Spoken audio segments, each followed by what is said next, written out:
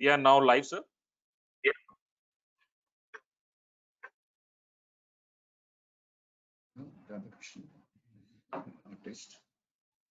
Welcome to this series of 10 webinars by Smart Habitat Foundation.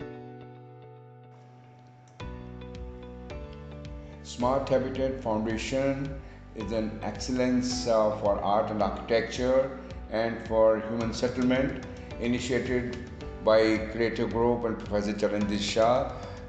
For the last 4 years, we are working on various aspects of art, architecture.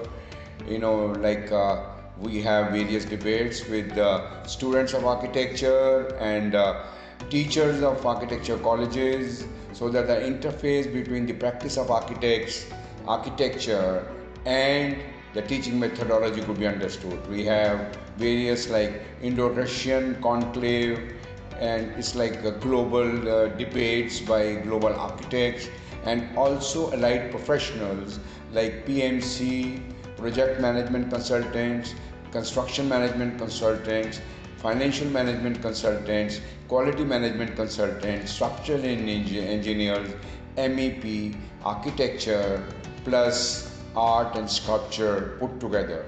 We have the Vice President, Mr. Dr. R.S. Sodhi, Gurpreet Shah.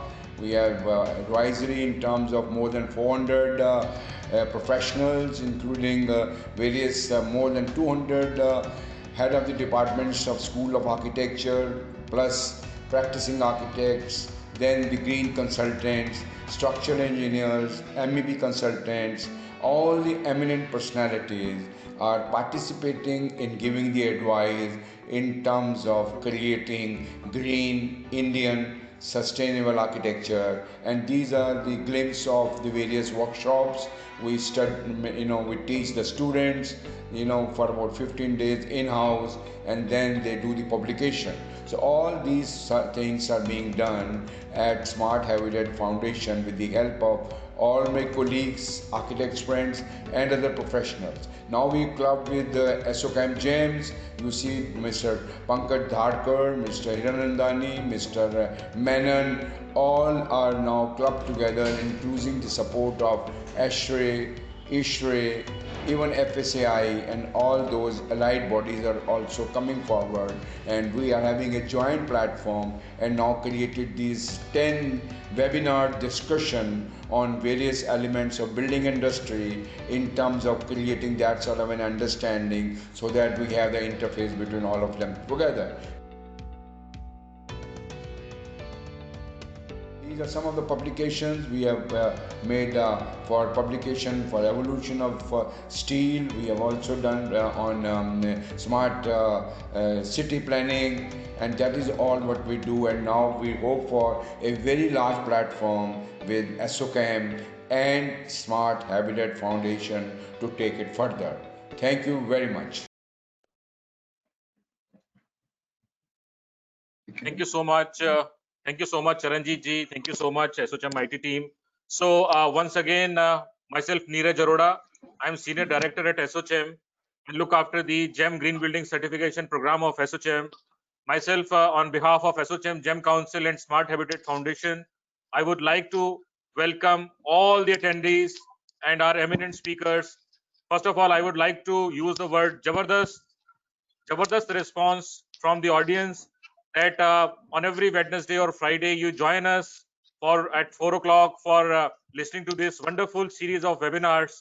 I must add that we started this webinar series in March, in April, and today in July we are doing the 12th webinar in the series. But the attendance and registrations for these webinar series and your grace for these webinar series is increasing day by day.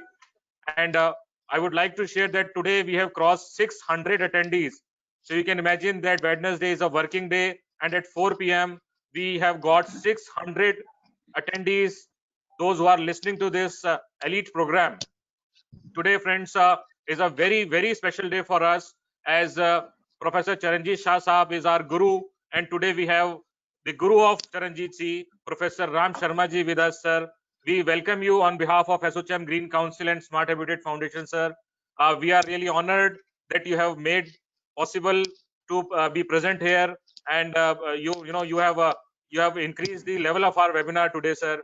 We, from the bottom of heart, we welcome you, Professor Ram Sharma ji.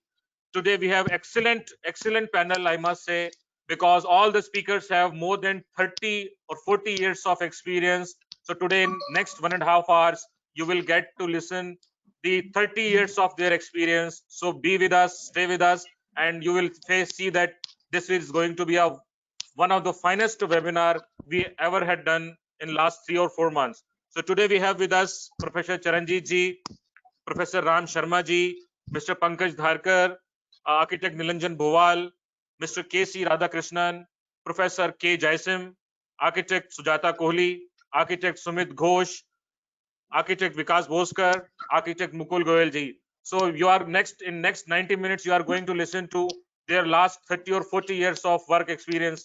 So now I would like to welcome Professor Charanjit Shah Sahab. Professor Charanjit Shah Sahab is the founder principal of Creative Group. He is the chairman of Smart Habitat Foundation, and he is the senior advisor of ASSOCHAM National Council for Green Eco-Friendly Movement. And this is Charanjit sir's baby. And under his able leadership and guidance, this program has has received wonderful response from your audience. Over to you, Professor Charanjit Shah Sahab. Over to you, sir. Thank you, Neeraj ji. And I really feel honored to see such a galaxy of architects and speakers here today, and that too on a very specialized topic of landscaping. And thanks to Nilanjan ji for and my friend Sumit Ghosh, who has been instrumental in getting hold of all these experts with us. You know, today's deliberations are very, very sensitive, emotional, and I would say it's like generally I say it's like putting soul into architecture. Perhaps my soul speaks of architecture because of the legend personalities like Professor Ram Sharma, under whose I would say leadership I was actually born into architecture. Perhaps even I didn't know how to spell architecture and how to speak architecture, because that time we used to say architect. So that is the type of through the great masters we had that time, from Kanvinde Saab to Jasbir Sajdev to Ranjit Sabiki to Jasbir Sani, to all these people who really made us to create architecture for the independent India. So perhaps I am feeling so great to be here with, and I am also sitting with my guru, Professor Ram Sharma, here at his residence itself. So before we start the deliberation, yesterday, one of our colleagues, the SPI alumni, architect Ravati Kamath, expired. So it's a very sad news. And we just wanted, before we start, let's give a condolence to the great lady who was a very inspiring, sustainable, down to earth, and looking into a natural green architecture. Perhaps we say that it is LEED accredited or GEM accredited, but her buildings, which is specialized particularly into mud architecture, she is the one who we will only now, not that she is not no more there, but her work will speak, and her work really means it breathes with nature, and it is so lively, so inspiring, that nothing else is more inspiring that she has already put her soul and stamp into her creation. So our condolence for the departed soul. Today she has been cremated at Lodi Road, and we pray to God so that she gets the place in Guru's place or God's charan. So thank you very much for bearing with us, bearing with me for the condolence. Now, hopefully, and Neeraj ji, we start the deliberations and the ceremony by itself. I would request Neeraj ji would start with Pankaj first, and then Yes, sir. Yes, sir. Yes. Yeah. So I would request I generally started calling him after Sardar Patel, the Sardar Pankaj Dhadkar of Ahmedabad, who is a leader, and perhaps under your great vision, we are now collectively doing holistic architecture, where all the elements of applied architecture are being understood by each other, and we take that how we can really create that integrated architecture of tomorrow. So, Pankaj, to you, who is the chairman of ASSOCHAM GEM, and look forward for green architecture. So, Pankaj, I think you will now take it over and make us understand about the ASSOCHAM GEM's contribution for creating green architecture. Thank you. No, please give the right to Dharkar sir.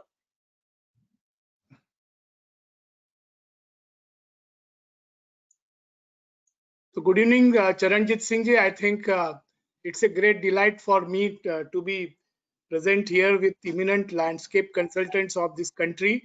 I'm really honored and humbled because you said you learned architecture from Professor Ram Prakash Sharma ji. I think you are itself a visionary and legend for me, and I am today meeting your guru is a great delight for me. And only the attendees current numbers, which is now crossing 700, depicts that trust and faith and respect for this visionary at 4 o'clock in the evening is phenomenal, sir. I think we at ASSOCHAM are really humbled, and we are really delighted with your help to create this awareness with architectural and engineering community across the country.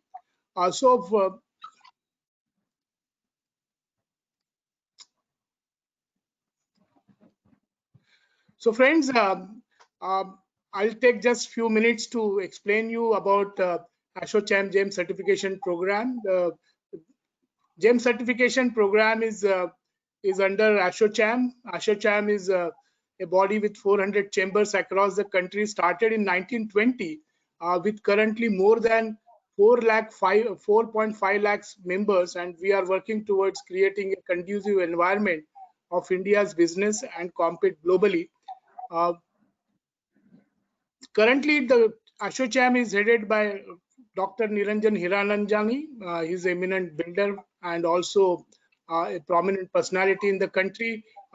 We have Mr. Vineet Agarwalji as our senior vice president, and our immediate past president was Mr. Balkrishna Goenka, and we are also assisted by Secretary General of ASSOCHAM, Mr. Deepak Sood, a dynamic leader. So ASSOCHAM has taken green initiative to care for Mother Earth and to complement India's sustainability movement, and have formed this Council of Green and Eco-Friendly Movement. We call it CGEM, that executes the GEM Sustainability Certification Program. Many people ask me if we have IGBC, we have GRIHA, we have USGBC working, what is that GEM is going to do? So friends, I think we always tell them that the green movement in this country started somewhere in 2000 to 2001. In terms of certification, our nation has been always sustainable for centuries, but maybe we have started this certification program somewhere in 2000, 2001, and currently only 6,500 buildings have gone for certification, out of which 2,500 are certified buildings. So you can imagine the kind of gap which exists, and we can see 450,000 members of GEM, so of ASSOCHAM itself can bring a substantial change in the country. Friends, the certification therefore, which is evolved by ASSOCHAM, is a very simple, very meticulously developed. I would urge all of you who are attending this program to download this. It's available free of cost. We are continuously upgrading this reference guide, and our reference guide is completely based on ECBC 2017 and NBC 2016. To us, these are two beautiful documents which are produced by professionals of our country and given to globe. And this program includes sustainability, energy, water efficiency. Also, this this is the only global program which talks about fire and life safety. So we do believe that while building should be energy efficient, it should have good daylighting, it should have fresh air content, human comfort, but from the fire and life safety wise, it should also be safe and secured. So with that intention, we have given enough credits for that, and our earnest efforts are about the green. We should be realistic and indigenous, and therefore this program today, which comprises of several landscape consultant, is of utmost importance. And we are also addressing how do we bring that landscape to interior spaces and in turn improve our indoor air qualities, and a lot of such subjects were debated during this last 3 months, and we will keep on doing this to create that awareness through your forum. The certification comprises from JAM 1 to JAM 5, the JAM 1 being lowest and JAM 5 being highest. It addresses various classification, which starts from housing, urban development to universities, colleges, schools, hotels, factories, and to this we are adding now healthcare and also the warehousing as new topics, and many more will get added as we move forward. The program is very, very affordable. It addresses fire and life safety, and it recognizes India's great building. And we do believe that any money spent on certification and on the technologies and envelopes will pay back buildings within 3 to 4 years. And we all know that the buildings are created for more than 50 years and not for 3-4 years. So the clients and JAM community will regularly interact, and we are keeping our programs quite adoptable. This is the only program which captures the real-time data. Our command center in Delhi is capturing the data of energy consumed in the building, the water consumed in the building, the indoor air quality, and also giving signal back in terms of fire and life safety when the event happen. So we are not only doing this on paper, but the EPI values are recorded and reported back to management. So if there are maintenance problems or there are leakages of water, they will come to know, to management will come to know very easily. And we do believe that the system should be dynamic in nature, and constant improvements in building should also get benefited in terms of certification.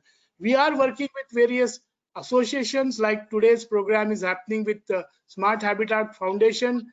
We are working with ISHRE, FSAI, IAQA, various chapters of ASHRE, global bodies, IAQA and ASHRE, the Indian Society of Lighting Engineers, the Facility Manager Societies of GACS. So we do believe that working together with various societies brings about a lot of awareness, and that is what we have been doing under leadership of Charanjit Singh ji, and we are really fortunate about this. On all certified projects, we do issue certificates and planks, and also we have excellent program on certification of professionals, and hundreds of professionals have taken advantage during COVID time when we are coming up with special rates. In fact, our 4th webinar is also coming up very soon on 8th of August. So this is a continuous process, and we encourage online exam with your books, so that, and it is a 90 minutes program, and that is what we want to ensure, that we go to universities, we go to colleges, we go to young professionals of architecture and engineering societies and make them aware about this program. Currently, we have done varieties of project in certification, starting from a pharmaceutical factory of Abbott to cement factory of JK Cement, electrical and electronics giant of Siemens, various universities with ITC hotels and Hilton hotels. You can see the numbers, and last 1 year we did several programs, and you can see the physical programs which happened during the last year, starting from our Chandigarh chapter installation, Rajasthan chapter installation, Gujarat chapter installation, and then we came on 4th of June, a UP chapter which happened digitally during the COVID time, followed by West Bengal chapter, which again happened digitally on 7 July when the Urban Development Minister of West Bengal himself attended. It was a fabulous program, and soon on 30th July we are doing our Karnataka. Before that we are doing Chhattisgarh, and Maharashtra chapter. And you can see here we will be present across the country. And our vision is to not only go to across the country in all 40-45 cities, but also go beyond the boundaries. And my chair, the architect Tushar Sogani, is leading this way to Nepal, West Bengal, the Bangladesh and Sri Lanka, already talking to them. In fact, on Chhattisgarh installation, we are going to have international speaker from Malaysia. So I think we are blessed with extraordinary leadership across the board. The programs went to a level where some programs like this one, where we took out guidelines with the help of ISHRE, EMA, FSAI, GACS, all the societies came together and it created a guideline as to how do we take care of projects when they restart after the post-COVID. It is a big challenge. We have seen some nasty accidents in Vizag and many other fire incidences across the country. So the engineering services require special attention when they were suddenly stopped and they have to restart, or projects like metros got stalled and they have to restart. So this was a very important guideline which went to 29 states and 6 union territories through ASSOCHAM. This is a very remarkable work done by the team during this. We created an extraordinary program 2 weeks back when 12,453 students and initial youngsters attended this program. This was employability post-COVID era, industry expectation versus education system, which was done with ISHRE and also with AICT Delhi. Multiple programs done on webinars, and biggest success has been working with Charanjit Singh ji on various programs. A very interesting landscape program happened through Ahmedabad chapter, through Gujarat chapter, which was again attended, registered by 1643 last week. And you can see the now series of programs. We are very glad to report that during this COVID time of 3 months, 46,586 people registered and more than 24,271 people attended the the programs of on webinar through ASSOCHAM GEM. And my personal thanks to Charanjit Singh ji for this fabulous feat which we could attain through you on these various programs. We have signed during these programs various MOUs with universities, and you can see numbers growing under the leadership of Mr. Vijay Garg, Anand Tatu Saab, Mr. Narang, Mr. Panaki. All them are helping me, and we are going to cross 100 universities and colleges of architecture and engineering where we will have ASSOCHAM GEM present. So youngsters are taking advantage. The next immediate program is going to be on 25th of July.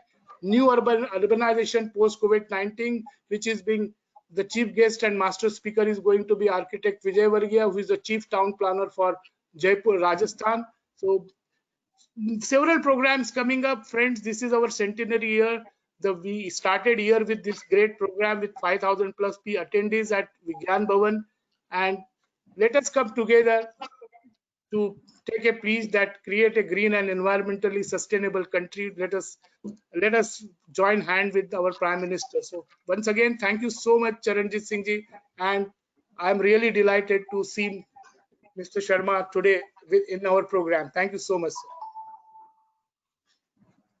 Thank you, Dharkar ji. Thank you so much for this wonderful insight of GEM Green Building Certification Program. I'm sure that this program will nourish under your leadership and Charanjit sir's guidance a lot. Now, I would like to invite architect Niranjan Bhowal. Niranjan Bhowal ji is the principal architect of Design Consortium. Architect Niranjan Bhowal has over 2.5 decades of experience with projects spanning all over the country. At every stage of design and execution, he is involved to ensure aesthetic control, sustainable green design, time scheduling, and budget management. He promotes green projects and has presented his work across in India, USA, and Europe. He is a gold medalist in architecture and postgraduate specialization in energy efficient architecture from Istanbul Technology University. He finished his Masters of Architecture from Catholic University, Belgium, specialization in human settlement. He has more than 200 national and international publications to his credit in national and international magazines. He has been a visiting faculty and jury member at various colleges of architecture in Delhi and Gujarat. He is the recipient of over 40 national awards from the IIID, IIA, HUDCO, and IBC, among others.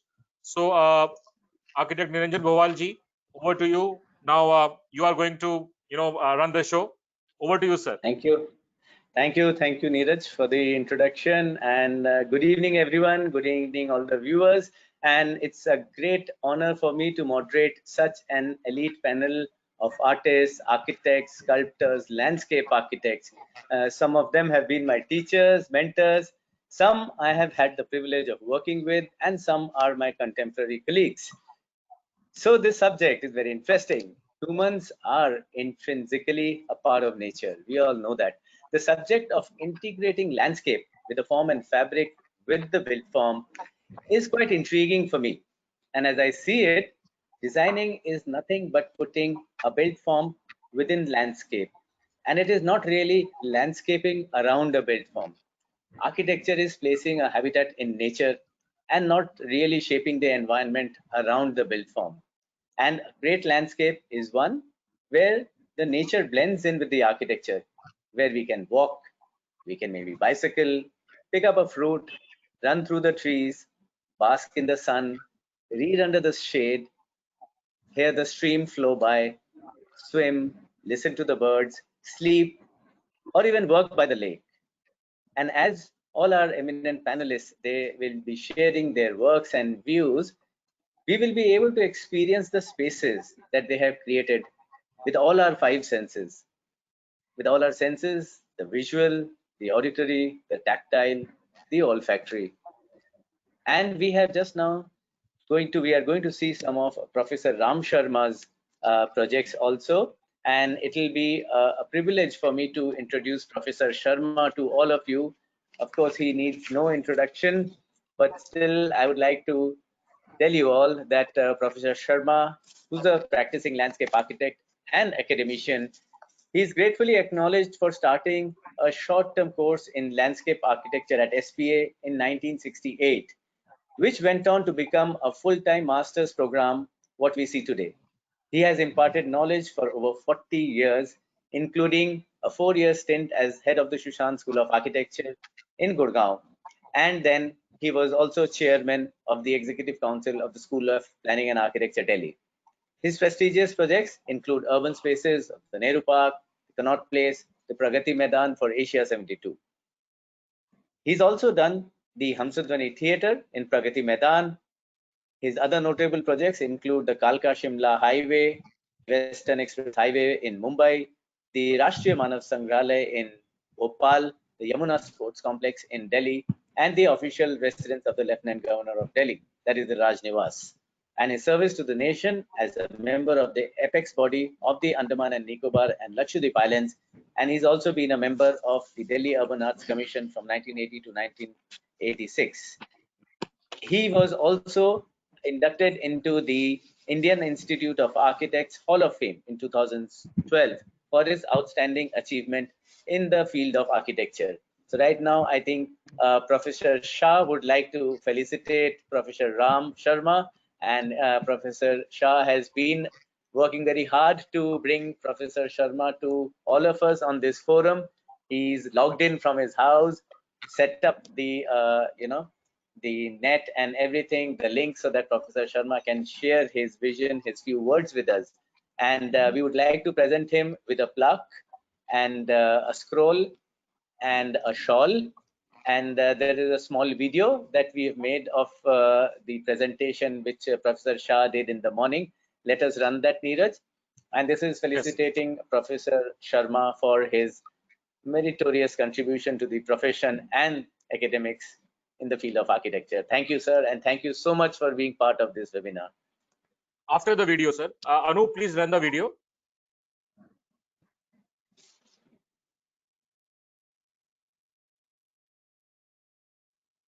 Yes.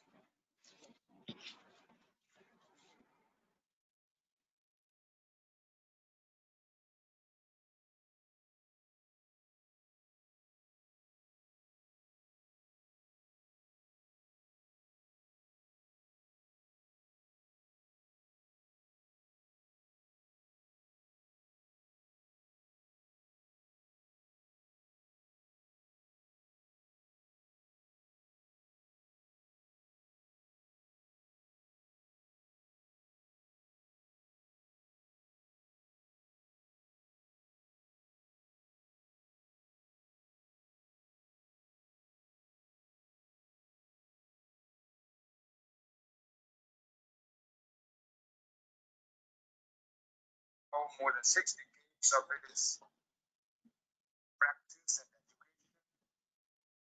contribution to education and schools of architecture, and also as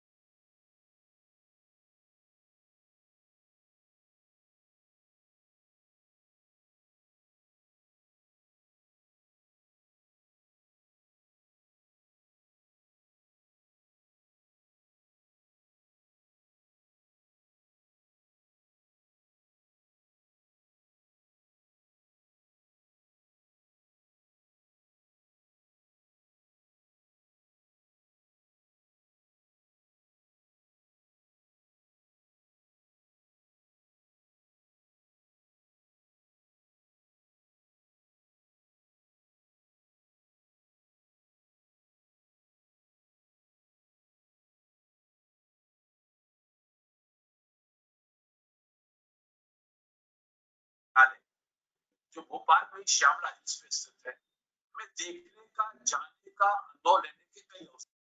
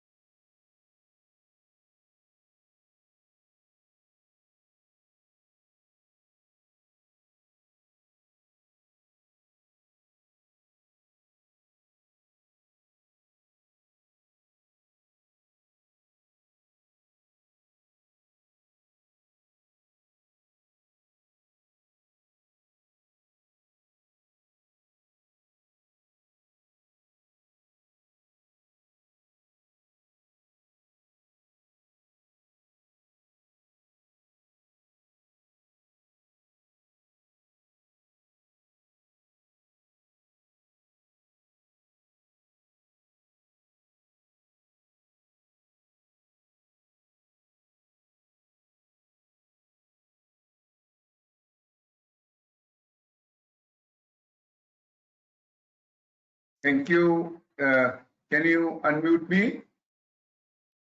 Hello? You are unmuted, sir. Yeah. You are unmuted, sir. Yeah. Can I take? Yeah. I'm here with Professor Ram Sharma at his place, and I'm really feeling honored that really to honor him with the Lifetime Contribution Award, a personality who is known to the profession, I would say the maximum, adorable personality to whom we look forward for, today we can only wish for his the best of health so we can get his guidance altogether. A man, a SPA alumni, and he did his master's in landscaping from Harvard. He did his master's in architecture from Pratt University, Brooklyn, and then he took over in SPA and being the head of the department and various other things, he really contributed. And that is what I think what I am today is because of him. And I am feeling so privileged to now present. I'm just presenting this Professor Ram Sharma. So all of you are with me here, and here we go. And this is the token of love by all the professionals, not by Smart Habitat Foundation. For the lovers of the habitat, it goes to Professor Ram Sharma, and I'll put the shawl on.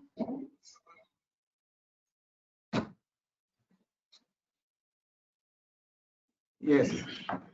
This is how I really feel so proud, privileged to honor Professor Ram Sharma. Over to Nilanjan ji. I think if you wish, you will just say one or two words now, and then you can take the Yes. question.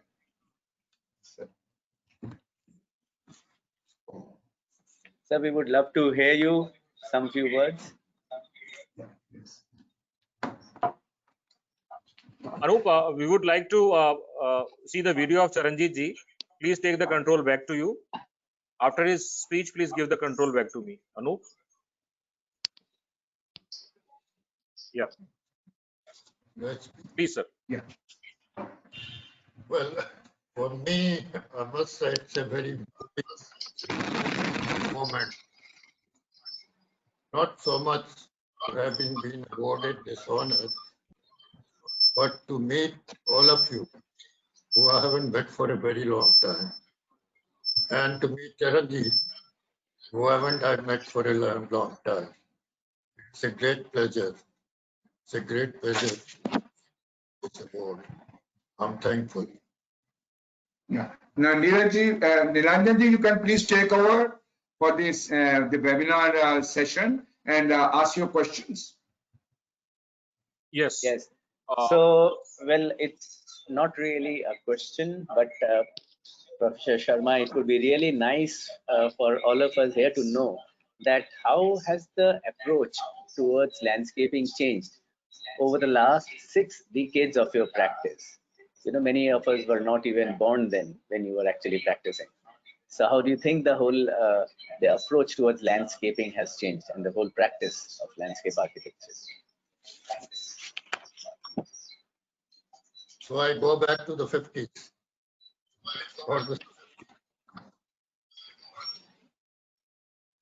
You know, the comparison is like how our lifestyle had changed from the 50s to today.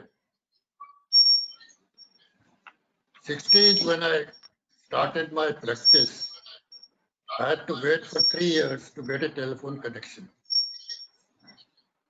Today, the vegetable vendor has a mobile and he takes order over the mobile. So that is, and the difference in landscape is similar. Because when we were in early 60s, you know, we were designing small projects and projects which were given with great limitations. The building was already up there. Everything was laid out. All you have to do is walk around it and make it something more presentable. Today, landscape has enhanced to a very great height. Today, it's landscape up. When the master plan of Delhi was prepared, it was prepared by the town planners who knew something in 2 dimensions. Land use, built form, built coverage, and density, etc. And based on that, they just worked out a master plan, 2-dimensional document, without any concept or any knowledge of what the ultimate 3-dimensional form will be. Now, landscape urbanism deals with starting the whole thing from the other side, that you have a landscape who conceived the master plan. He conceived the whole thing in totality. And landscape urbanism deals with the urban area from the landscape point of view, that you first see this whole canvas as a landscape And within that, you develop your build forms in a manner that you have a cohesive picture. So if I was to say that when Shahjahanabad was built, Shahjahan conceived the whole thing in totality, the build form. And there is a big difference between Shahjahanabad or the Lachian Delhi compared to the post-independence Delhi. And you can see the difference. Now, landscape urbanism gives you that. It gives you an opportunity to get the landscape architects, the planner, the architects, and urban designers all pooled in one and find something which has a three-dimensional equation and which is an equation which is relevant and admirable. Thank you, sir. So another question. Yes. Have I answered your question? Yes, sir. Yes, sir. And another thing that comes to our mind is a lot of us are in private practice. You worked in your private practice and also worked for very huge government projects like the Kalka Shimla, the landscape around the Kalka Shimla Expressway, the Western Express Highway in Mumbai, Pragati Maidan projects. So how is it different working with private clients against the government clients? How do you handle both of them together? Or how do you think we should?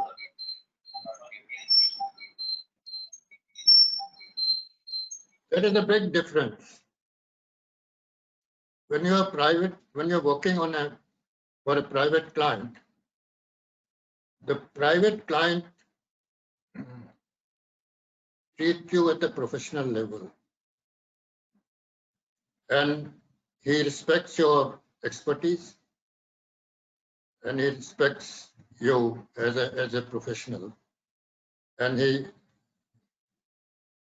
there may be 4 or 5, 10 different alternatives that he may ask for, but ultimately he gives you complete freedom to do what you want to do. Working for government has tremendous limitations. I mean, there's no doubt that the government projects are the biggest projects. I mean, no private enterprise will have that scale of projects to give you. But government is controlled by the engineers. And the engineers in the department, they don't understand design. They don't understand, they're not sensitive enough to appreciate a design which is better than the other. All they are concerned about is their money. Let me put it across in some other manner. You know, before this, India Gate पे कौन सा complex बना? Defense Memorial, was built. It was open into a competition for the design of that space. And it was 2-stage competition. We received number of entries and I was one of the jury members and we shortlisted these entries. And we decided that we should discuss it with the participants as to what we liked about their scheme and what kind of scope we see in what kind of potential we see in their designs. With me was the chief engineer of CPWD.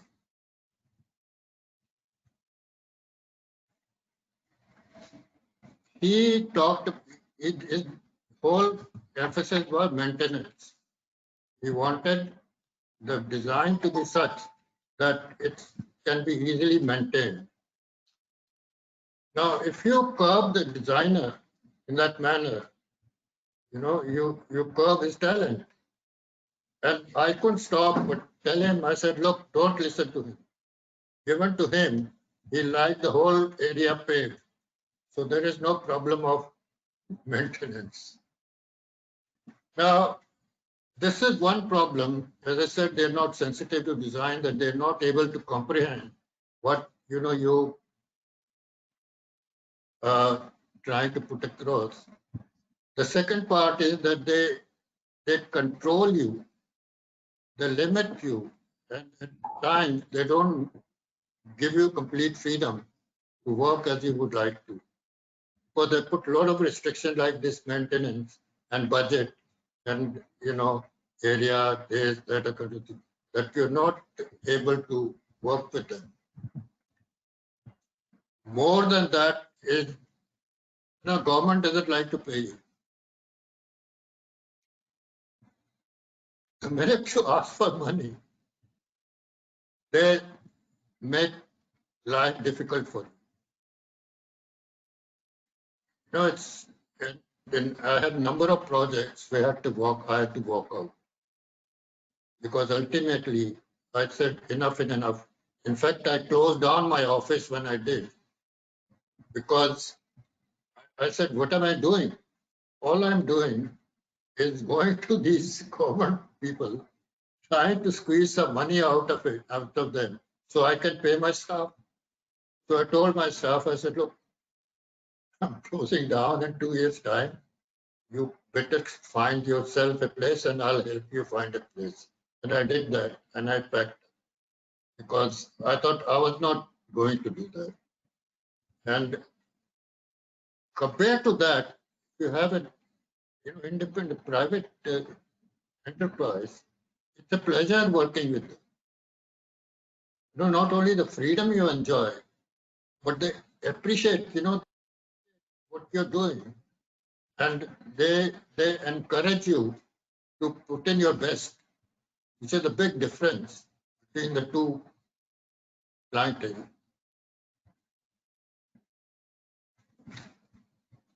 Have I answered your question? Yeah, Niranjanji, please.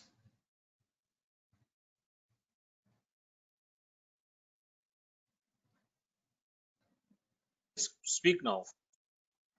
Unmute yourself, sir. Sorry, can't hear. Wait, sir, wait. Unmute yourself, sir, now. Yeah. Yes. So, sir, we got your point very well explained.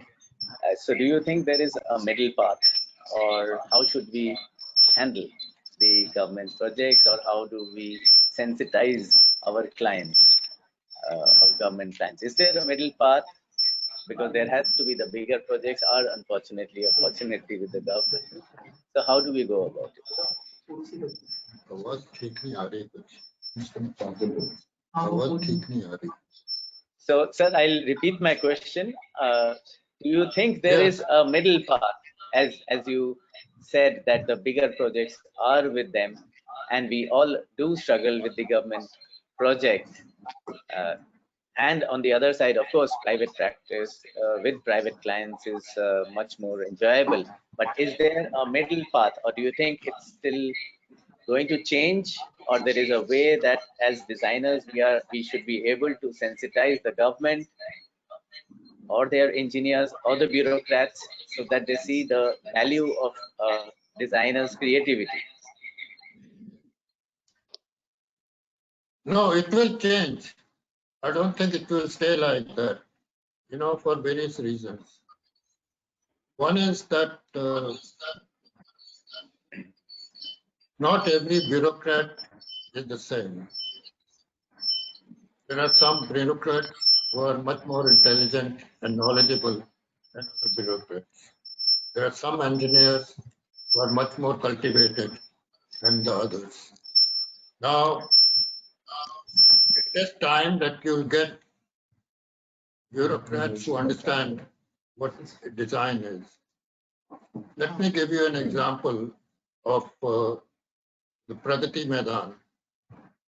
It was in 1972 that the project was conceived, 71. And I was doing the landscape for the Pragati Maidan. Rajriwal and Kuldeep Singh had done the Wall of Nations. and for some industries and things. And we were in the meeting with the chief executive officer. And he called the chief engineer, pointed, and Raj and Kuldeep had a big model of the Hall of Nations. You know, beautifully made model, because each and every element was very clear. And the chief engineer, the administrator, person of a great wisdom, he could appreciate the design. So he called the chief engineer and he said, look what we are going to build here. And I'm very excited about it. The chief engineer looked at this and he said, sir, I'll suggest one thing. He said, sir, we can do a steel truss. We can do 60 feet. If you like, we can do 80 feet. If you like, we can do 100 feet steel truss. And with a roof on top. And inside, we can do anything with plaster of Paris and make it beautiful. Ramadurai, who was the chief executive officer, he sensed that this fellow is not capable of doing this. He got him off straight away. He threw him out, got another man to come in. And the other man who came, called Durai Raj, brilliant engineer, he took on the challenge.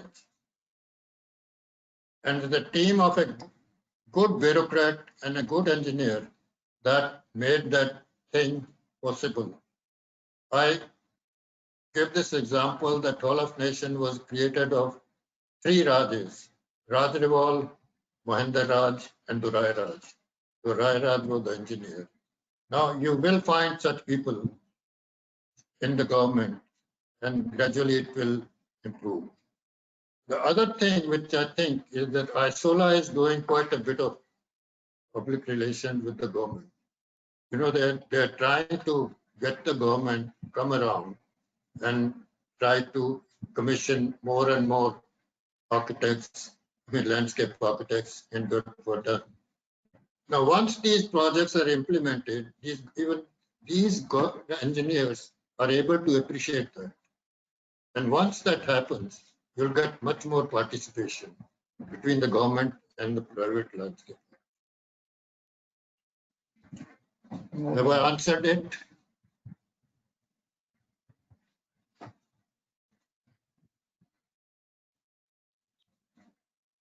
Yes, sir. Ranjit, please unmute. Please unmute, sir. Yeah, I think if it's possible, try to leave it on. Anyway, we will move on to our next panelist, Radhakrishnan, who's a sculptor. And let's have his slide. And I will just quickly introduce him. That he's recognized as one of the most significant figures in contemporary Indian art. He's a sculptor, and bronze has remained his prominent medium for a very long time. During his formal training from the Kala Bhavan of Vishnu Bharati University, he was mentored and trained by Ram Kinkar Vej and Sharbari Rai Chaudhary. After his MFA, he was awarded with a research grant by the Lalit Kala Academy to work in Garhi village.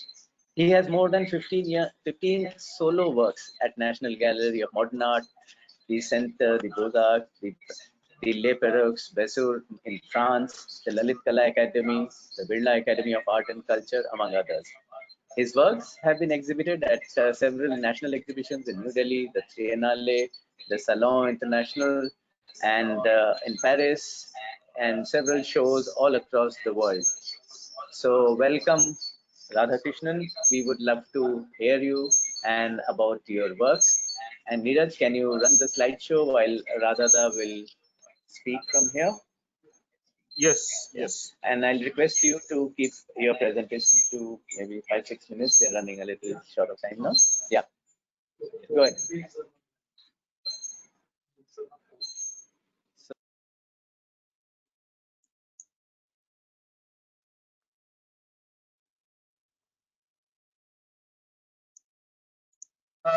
Sir, unmute yourself. Please unmute yourself, sir.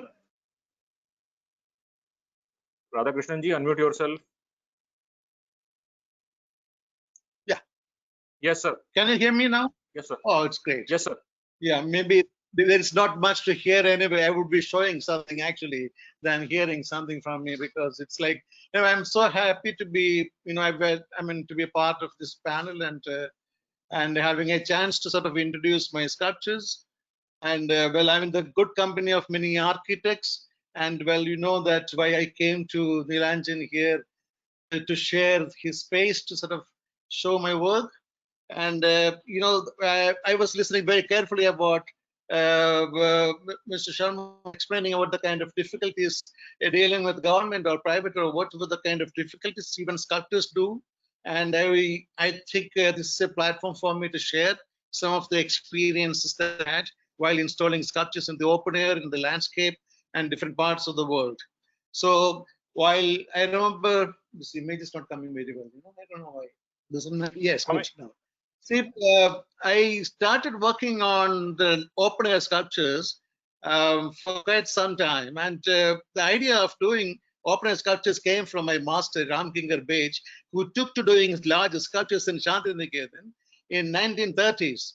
I mean, when he was just very young sculptor, came out from Chandigarh, and he started doing some of the best sculptures of this country. I mean, to start with, the Sandar family or the milk hole and things like that, which were all done in concrete, 1930s. So with that, I was inspired of, the idea of doing more sculptures for the public and in landscape. So I came to Delhi, and then I was the first one before, the first slide. Yes. Yeah, can I do it here? No, I can't. No, all right. Okay. So I was just working on some of the, I was invited to do a sculpture in Rajasthan. The photograph is shown here. That was probably 36 years back. And I was so shocked because somebody is asking me to do a public sculpture. I went there at the site, and it was the what do you call it, district collector who was dealing with me. There's no architect and there's no engineer or anybody like that. So I had to do a sculpture there at the site. And after completion of the sculpture in concrete, I was told by this gentleman, the collector, oh, now the sculpture must be inside this. I said, I'm sorry, this is the sculpture itself is a sculpture. And he said, oh my God, I might get a punishment transfer because of commissioning you a piece like this. So hearing that, he told me, I cannot save you, you better leave the place. So I had to run away from Bikaner to Delhi, even, sort of not taking any payment even for the last installment. So the kind of conditions where we really were working for these open air sculptures and landscape is, I knew that it is not going to work in this country. So I took to the idea of, getting some commission jobs in the other country. So now that what is seen on this screen is the one which is in the India Habitat Center. The chief architect, Mr. Stein, had visited me in 1989 to my studio. He said that we are doing a project, and that is still in the paper stage, but would like to definitely have one of your sculptures.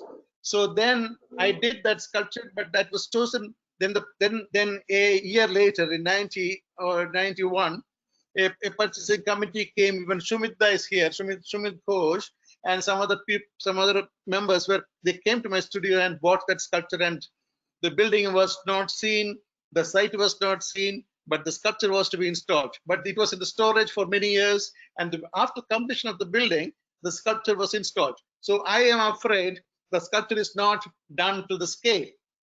And in most cases here, when a sculptor is invited to a site, you normally choose the scale, but that freedom we never normally get it, because if you choose the right scale, they will say there is no money for it. And also because at least there are two pieces here. One was done in Ahmedabad with the invitation of Balakrishna Doshi. I did the sculpture. So both the sculptures were brought together to the India Habitat to make some kind of a presence. Yes. So then the same sculptures, I kept working on in the other countries, but the whole idea is different. Because installing a sculpture outside the country gives you a kind of a freedom. If it is a sculpture, they would really ask you what would be the kind of a scale should be, or you look for the right size, right place to place the sculpture. So this has been a kind of a practice for me last many years. I have been working in the West, especially in Paris and Denmark and other countries. The one which is on the screen now is it's a work in what do you call it, Jindals, for the Jindals. And this now what you see is a sculpture called the Pool, that is in south of France. So here you get the total freedom of understanding the scale and even the idea, and also the execution part of it are with the support of the support of the architects. These sculptures are all placed at a building which is done by one of the famous architects called the Hundertwasser. He's an Austrian architect and also a painter. So I was very happy to work with Hundertwasser to install all these sculptures at one of the private foundations. Next. Next. Okay.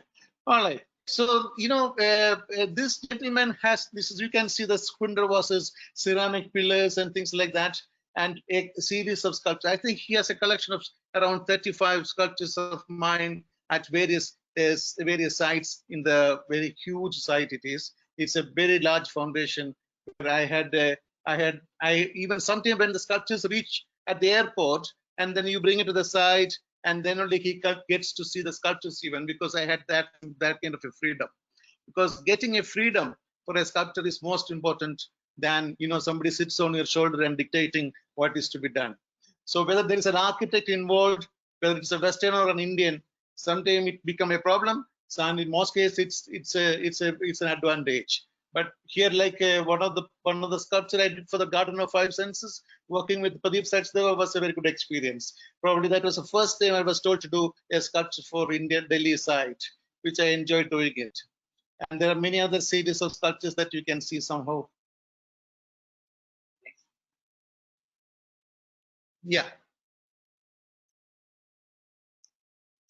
We create a kind of a platform. We create the platform. We create the kind of a stage for many of the pieces to be installed.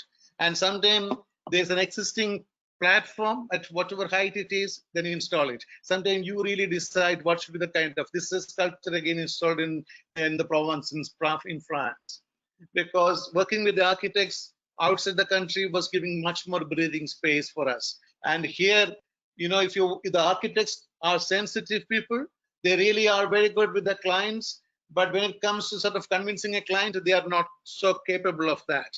And what happens is that in most cases, the fund for the art is coming at the last moment, and there's no, by the time everything is finished. That's the kind of thing. So ultimately they really want to have something, and that is not even good for keeping it in your courtyard even. So it goes inside.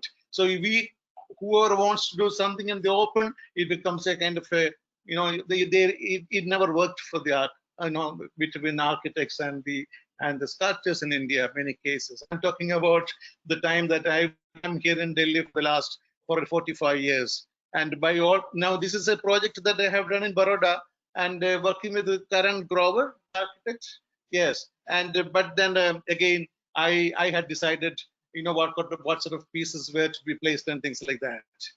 And this is a sculpture which was in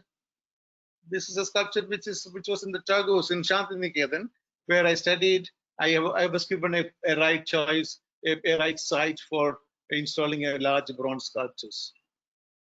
Yeah, this was at Calicut when I was invited to do a public sculpture, mixing granite and stone. And the sculpture is the figure is around 10 feet. Just the way the granite stones are brought from the quarry, and it's one of the largest space. I think largest space in the Calicut where I was installing the sculpture, but the public accepted it as their own, and they really take care of that sculpture even today, because I like to work with these materials of large bronzes and granite together. The similar sculptures I placed in Bangalore. This is an architect I worked with, that is Shyam Khandekar in Netherlands. And this is there's no architect involved here. I chose the site in Goa on the promenade. I installed this portal. This is a sculpture which is there for all the time to come, I suppose. If there is any question, well, I'm ready to, because there is a time constraint. I had to do it in 5-6 minutes. Otherwise, I could have kept speaking about how good it is to work with an architect, how bad it is without an architect. I would have been love to sort of talk about that if there was some Very space. nice, very nice, sir. Very nice presentation, sir. Really appreciate, sir. It is really a very new thing for us.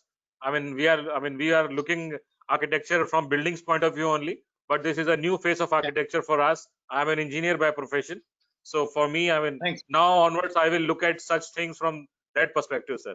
Nilanjan Saab, over to you. Thank you.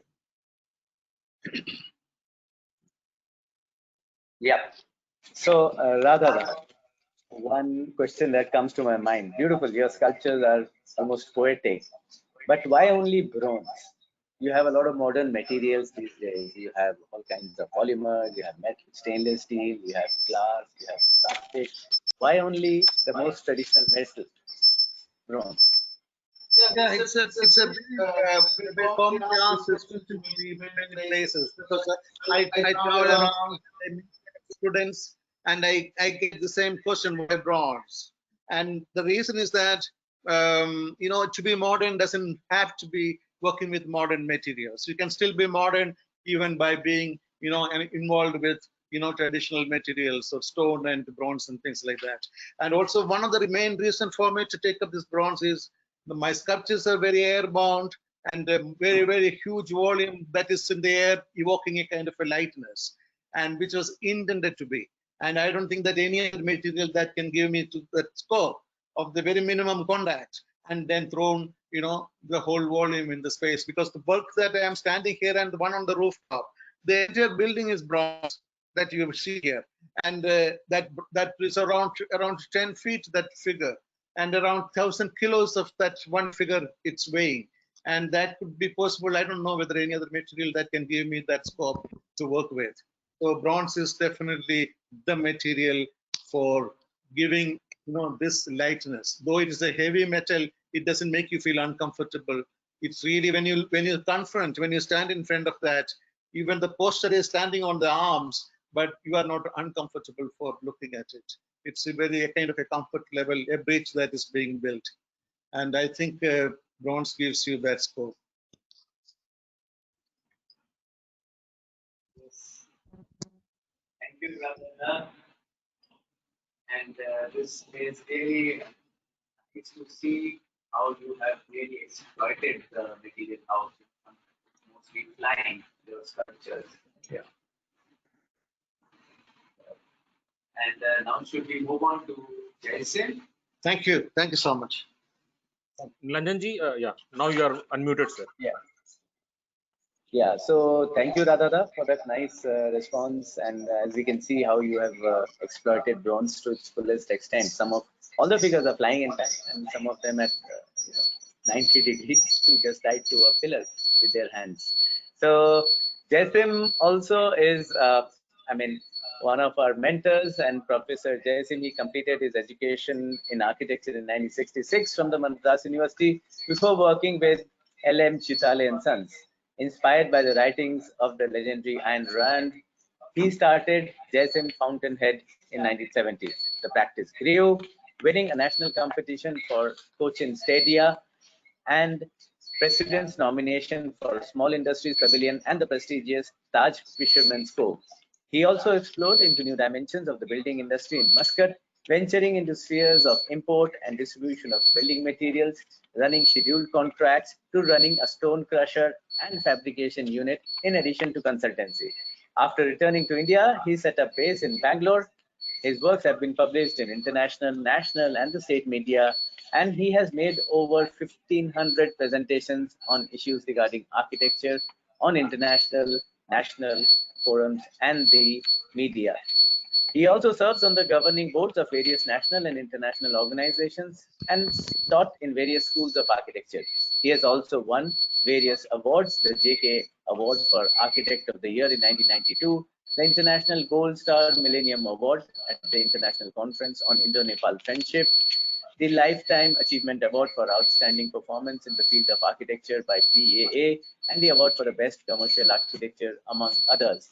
Welcome, Jasim, to this discussion, and we would love to see your projects. And you had 150 slides, and I'm sure the audience is waiting to see all that. 60 years of practice could not be capsuled into something less, but Neeraj, you will have to put a timer on it, and Jasim will speak as it goes along.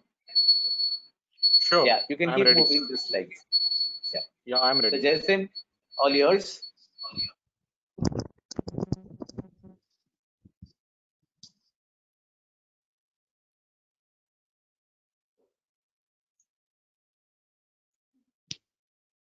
Sir, we are unable to listen to you, Mr. Jason.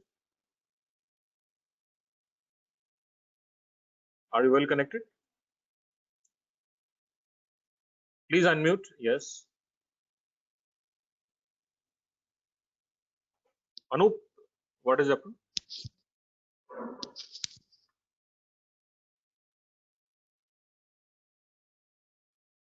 Sir, it's Jason, unmute.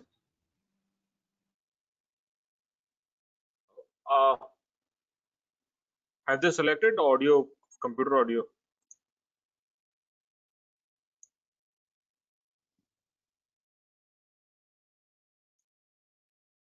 Anup, he is unmuted. I don't know why.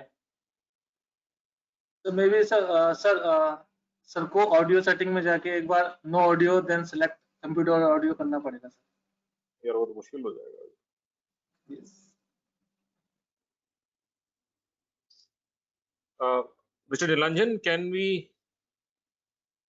Nilanjan, unmute yourself.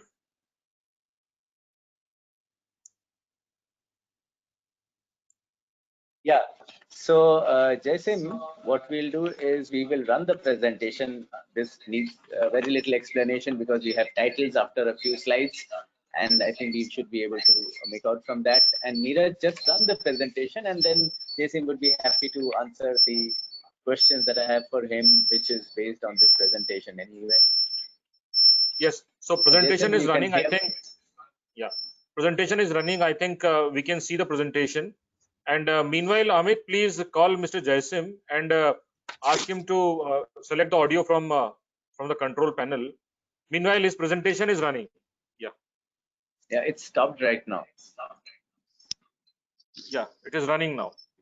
Started again.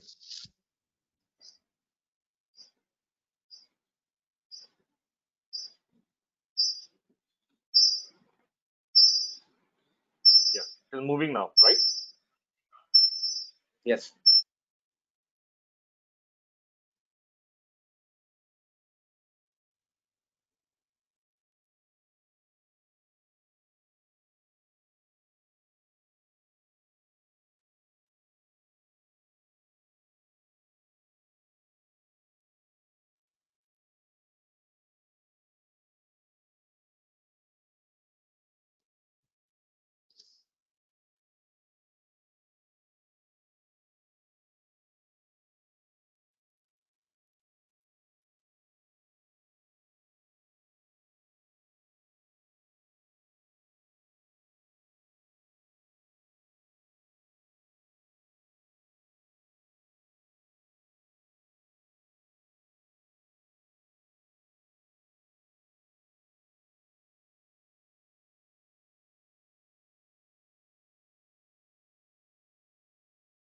Wonderful pictures. Wonderful pictures.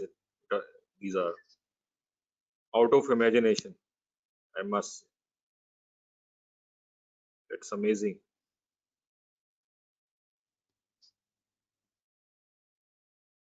Amazing work. Amazing work. Hats off to you. Hats off to you, Professor Jaisim. Really amazing work. All the pictures are so beautifully, and all the designs are so beautifully crafted, and the pictures are so beautiful. I mean, it is out of imagination.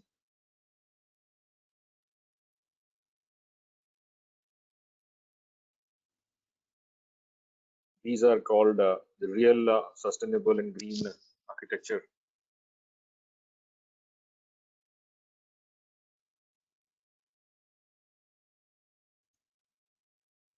That's wonderful. What do you say, Nilanjan? Amazing. Really amazing. All the pictures are so beautifully designed.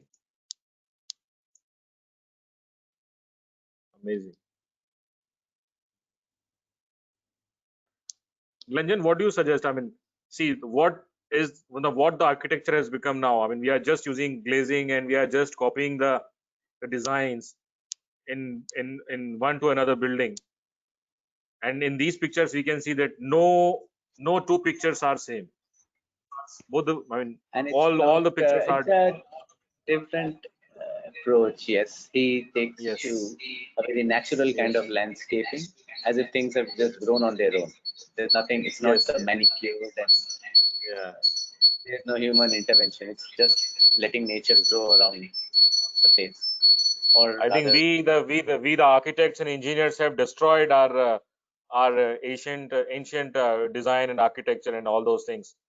Now I mean we have I mean we have ruined the original aspects of architecture and MEP design and all those things. I am an engineer. I should say that we are not doing justice to our work. After seeing this work, what do you say, Nilanjan? yeah, absolutely. God lies in the details, and if you see, Amazing, amazing. Each and every picture has lots of concept, lots of a brain, lots of architecture, lots of engineering design in it. And no two pictures are same. So see the creativity in the mind of the architecture, the designer. Amazing, amazing. These are all low rise, different structures, different things. yeah, Wonderful. Nowadays, we the architects are, the engineers are just cut, copy, and pasting the things. yeah, he's trying to Amazing. sort out it, but Wonderful, wonderful. Unfortunately, we are not able to listen to Professor Jaisim, but it is love to listen to him. Hopefully, we will resolve the issues with his audio. But otherwise, it's really amazing work. otherwise we'll come back to him. There's no problem. We'll Yes, go on to, yes, we have yes. Sujata and Sumita also, who we would love to listen to. But we are fortunate, and our audience are really fortunate that we are able to see such a beautiful design, beautiful architecture, piece of architectures. Wonderful, amazing.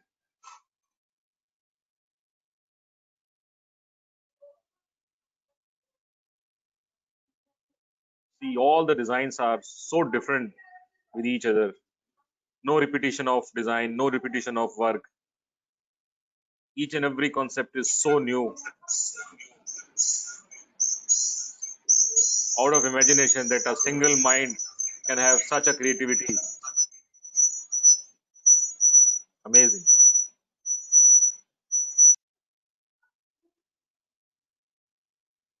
amazing.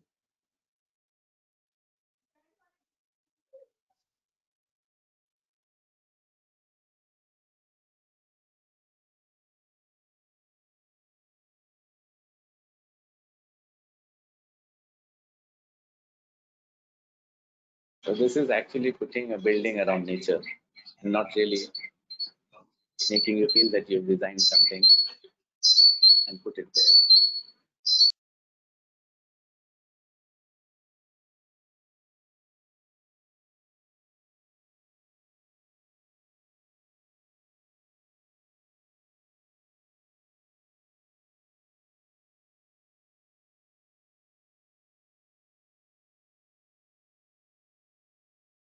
Each and every picture has some story behind it.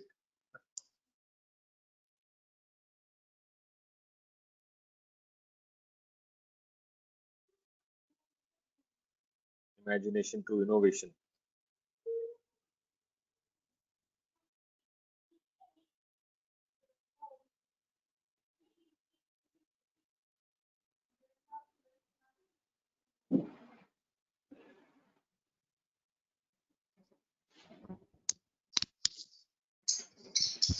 Adi.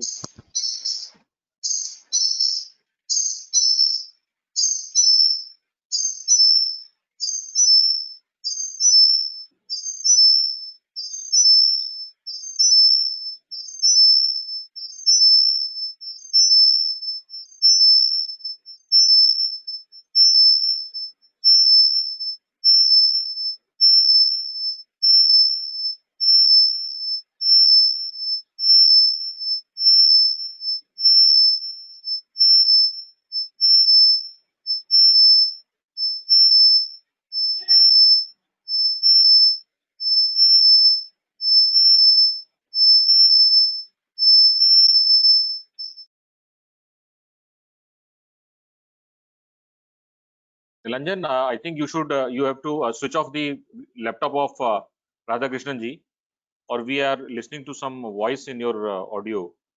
So please switch off his laptop possibly. Why don't you listen from here?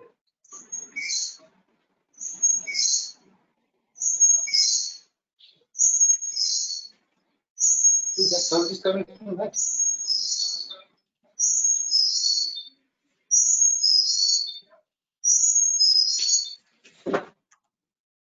कोई sound है, वो कितना कैसे? Yeah. Thank you, Nilanjan. So I think Yeah, great.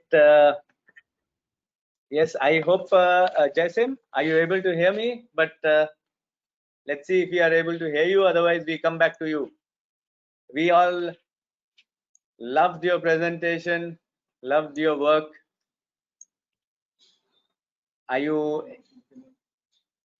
Are we able to hear you? No.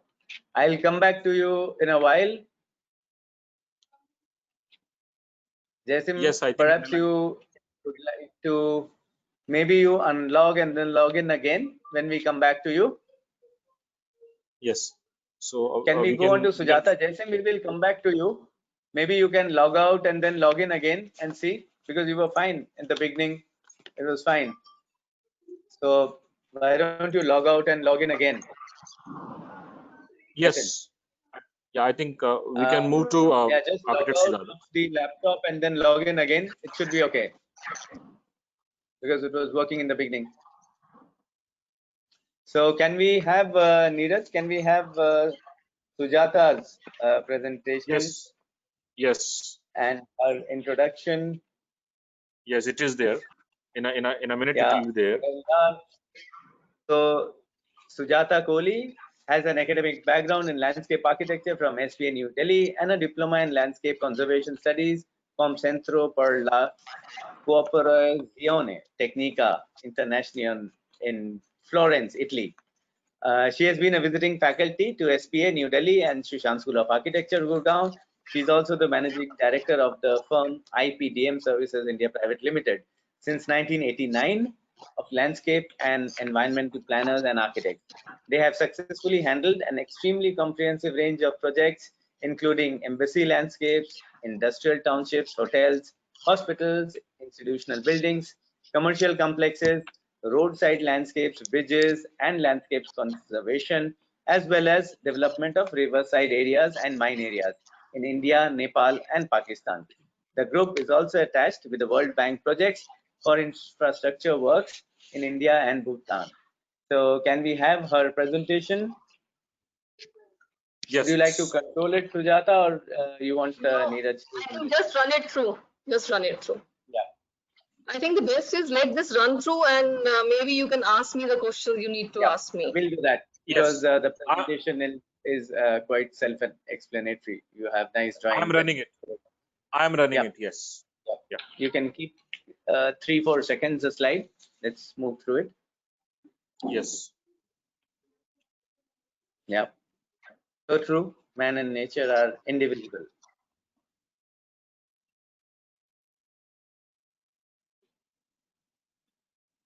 Yes, it is going through.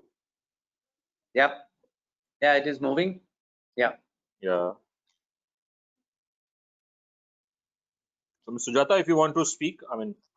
No, I think I would rather speak on the subject, let Niranjan ask me that, because Niranjan, meanwhile, you can ask the question. Yeah. This can keep running, because this is, this is just taken at random. This has not been on a certain theme. This we just picked up some slides at random, and then this will carry on happening. This is not. That's wonderful. So Nilanjan, you can ask the question. Meanwhile, I'll keep on rotating. Maybe, because some of your answers or the question that I have maybe will get answered while the projection is on. So how does ecological planning help our habitats? I can see from your presentations that there's a lot of ecological aspect that has gone into it. Yeah. So to begin with, I think if I can take the liberty of turning the actually even the topic around. take it around and actually say that the story begins with man and nature, or man and environment, and the build form actually comes later. The landscape is limitless while the build form is limiting, as it is a planned thing. And initially, though, the planning did not take into account the knowledge of environmental sciences or the processes. Although slowly in the late 60s, this particular aspect was recognized and the ecological processes were taken into account. And the process of building form starts from a site, and the knowledge of the environmental data is incorporated into the planning. And this process is called ecological planning, which making is the best way forward for the adaptation of the site for the human use while creating buildings, spaces and spaces. So I feel that unless and until you take into account the ecological process, whether it's to do with the soil, hydrology, flora, fauna, you can't just start a build form without taking all these things into the process, and so we need to see the city is as a sum of natural processes which are adapted by man, and basic character of the city, if we can retain from the site itself, I mean, this particular slide, what you see, oh, I can hear. Oh, yes, I can hear myself. How the overall topography of the site is being taken into account and actually enhanced in the final product. And similarly, even while you're designing a city, if let's say the city of Delhi, for example, we know that it is the rich and Yamuna. And if these two aspects are highlighted, and that is what the character of city Delhi becomes, and that is what, so the whole character comes from the site itself, from the ecology, from the ecosystems, from hydrology, whether it's the topography, from the soil, from the rocks, everything. So an ideal path for the city planning is integration of the environmental data into planning. This water, soil, rocks, plants, animals, and ecosystems, along with the social systems and the cultural context, which is another direction altogether. We'll not go into the cultural context, but yes, definitely. I'll also use a word here, biophilia, which of course got used first time in 1984 by Edward O. Wilson, who said there is the affiliation between man and the other living organisms. And then this particular thing got extended by another person called Howard Fusemin, who said the natural affinity for nature that goes to include streams, ocean, wind, and trees. And there's a very beautiful two lines which I would like to just speak out from the same person. Those who could smell the water, find the plants, follow the animals, and recognize the safe heavens. So that is how we select the best habitats, So the organisms gravitate towards environment in which they can flourish. Right. The environment which is sustainable, So anything which is, on the other hand, if anything which is unsuitable is not sustainable, becomes, there's a physiological breakdown of the human beings, it becomes a road. So anything which is sustainable has to go along with the environment. And, so you and think that is what, yeah. So what you're trying to say is the natural landscape and the open spaces that you create, they have a direct bearing on human health as well? Yes, absolutely. I mean, any community which has open spaces is a healthy community. And also it has strong social ties, So neighborhoods which have communities, which have community greens, a lot of community greens are more stable. In fact, there are studies which show that even the crime is less in those neighborhoods where there is more greenery. There are more open pockets, because the social ties are stronger, they are strengthened, not only because of the physical activity, and they encourage interactions, you know. So, and of course, we all know that it reduces the air pollution and heat island effect and things like that. And also it benefits the psychological health, you know. I mean, today we are talking about healing gardens, you know. That has become a necessity, because we have done away with a lot of nature from the cities have gone. So in this situation, we have to create healing gardens, so that people can heal themselves, you know. So I think the time we can understand this relationship of man and environment, how strong that is, and how strong it has to be. Once that understanding comes, then I suppose that's all aspects of sustainability, also the using less energy, you know, all that will become all right. That balance will come, and that balance is what gives us, whether it's even economics becomes better. You know, there are studies which say the economics, also economy of the city will become better if there are more open spaces, because there are these examples of this Central Park of New York, where they said that the value of the properties went up by many times, 700 times percent, you know.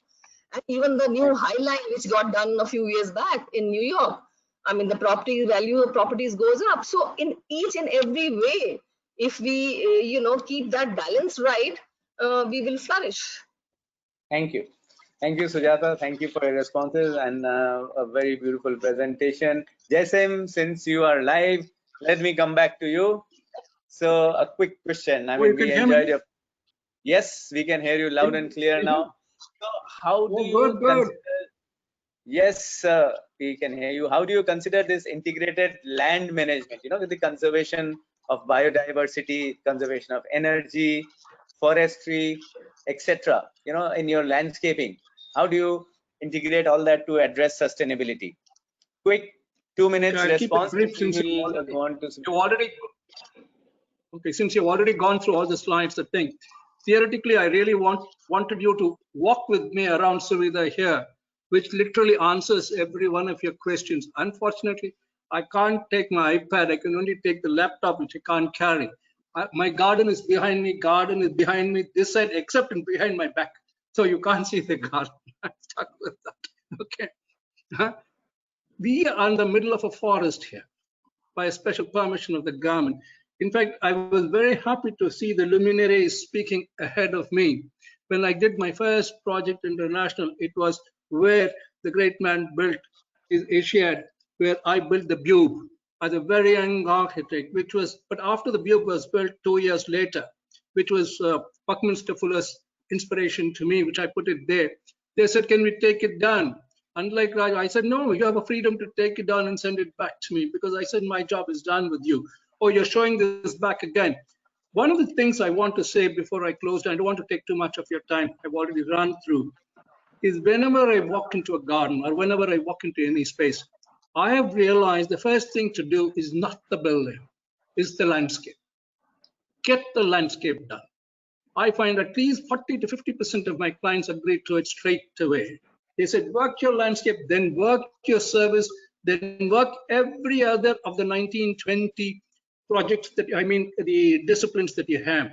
Then the architecture, which is the largest abstraction, comes over and takes it together as a habitat, because this is for human beings, like these houses and everything. I'm just showing you this as examples, because the office insisted that each one of them put the project where they worked on. I can't stop them on those things. It is fabulous. The other point which I really want to look at, the arts, using the technology in landscape. What happens today, unfortunately, in many places, the builders take over. Maybe the builders change a little bit from now onwards after the COVID and other things. Their thing is economics and returns. That must change. But I hope it changes afterwards into a different integration. Whenever I talk on the new seminars, I find there is an opening. Then the other few points which I want to express is I don't want to take on this is where are we taking people to?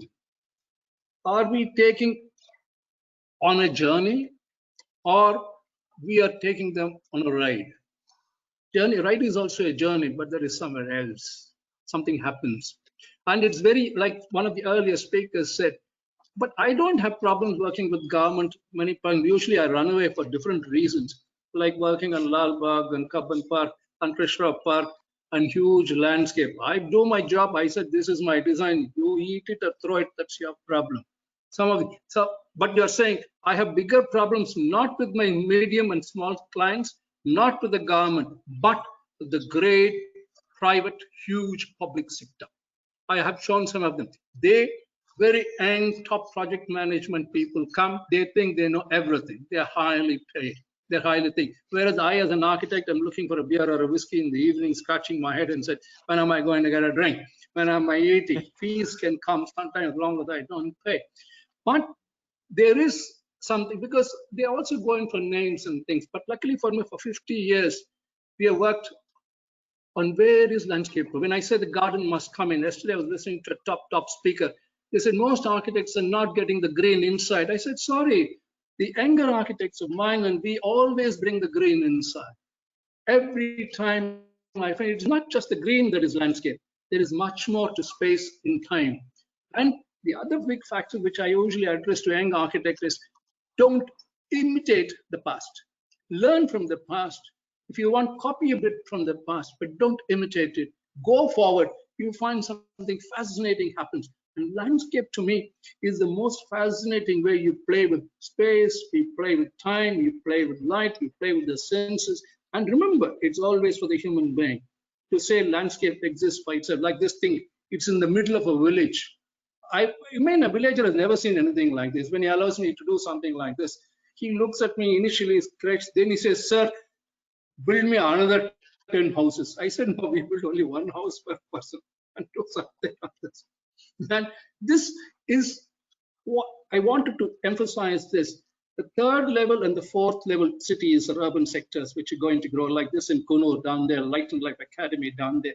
I find these areas where our projects are hidden, because I don't very much take projects which are seen. I like my projects hidden somewhere in some corner of the world, because treasures are always hidden. Moment you see some big building sitting in the city, I run away. I said, no way. Let's go landscape, like this little walk somewhere in the corner somewhere here. A little restaurant in the middle of a lake, or gone somewhere in the forest, in the middle, forest sheds. I find it works very, very well. And this is Raj Mahendra and all these people who joined us in this huge project of common project. I had a tough time, but we managed to plantation management project. We managed to get them to understand greenery. You should, not a rock should be shifted. Go around the rock, play with the rock, and you'll find something. Today, that's the only public sector company with whom I work, government one, which even if they want to touch and shift a stone, I get a phone call and say, can we shift the stone? Can we park the car? There are top people always in some areas. But I wonder about the younger lot who are coming in. I hope this COVID has made them learn a lot of things and come forward. The other big factor which I wanted, the big institutions today are not the government and not the private sector. It is the ashrams. I have tough time convincing the ashram, the thousands of people in the ashram. Why I get stuck with an ashram every year, don't ask me. Art of Living, SSU, this, that, every year in one ashram or the other. I get with. The great Guruji sits with 1,000 people around him, and I have to just, I find somewhere I must come in. They understand one-to-one, but the moment they pass it on to somebody, it runs away. We have to get into that area to make them understand. That's why I showed the university with which I showed. This is the few of the places where I'm living in now in this cottage. These are old photographs. This is Suvidha. It is the retirement village where we walk, all the oldies walk and move around. Somebody Jason, asked, would you like to sum up? Jason, we are running a bit late. Would you like to sum up? No, go ahead. That's what I said. I don't talk until you finish what you wanted to say. No, I know. Please we can talk the whole evening. I know we've had a lot of time together whole nights, and well, you live for the audience. Let me tell you that his place, Jaisim's house, is in the middle of a forest. He lives in a Yes. 200-acre campus with water bodies where elephants cross the path.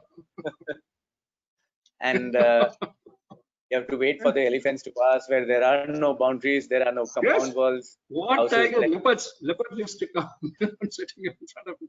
But it is possible. Today, I have a feeling tomorrow you people with the habitat can do this. Yeah. So let me come to Sumita now. Sumit Ghosh, welcome, sir. It is so nice to have you with us, Sumita. We also happen to be neighbors in Bhimtal. Can you hear me? Can you hear me? Yes, loud and Okay. clear. Yes. So Wonderful. Sumit Ghosh is graduated from the SPA, and then he received a Fulbright scholarship to pursue his master's in architecture at the University of Pennsylvania. And as a student of Louis Kahn, his design sensibilities were shaped by his teachings, founded in an almost spiritual approach to the thoughtful design of spaces. After working in the United States and Germany, Sumit Ghosh returned to India to work with Stein in New Delhi. His firm's designs for the Dakshin Delhi and the Sitaram Bharti Institute of Science and Research have won critical acclaim and been published widely.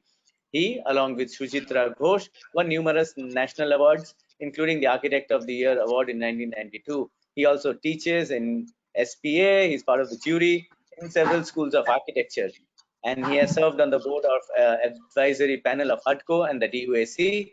He's also associated with several socio-cultural organizations. So let us have Neeraj, Architect Sumit Ghosh's slideshow presentation, and then I have a few questions for him that we can take up. Yes, I'm starting. Yes. Yeah, you can So, run through it, and he does not have to describe, or I can simultaneously ask Shumita.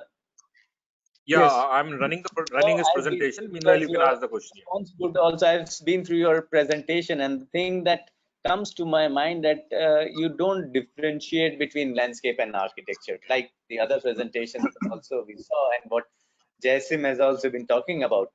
So, are they different, or Well, what do you believe? I think, yeah, it's a good question. And this slide that you're on the screen explains it. Now, rarely an architect has an opportunity to put his building in a site.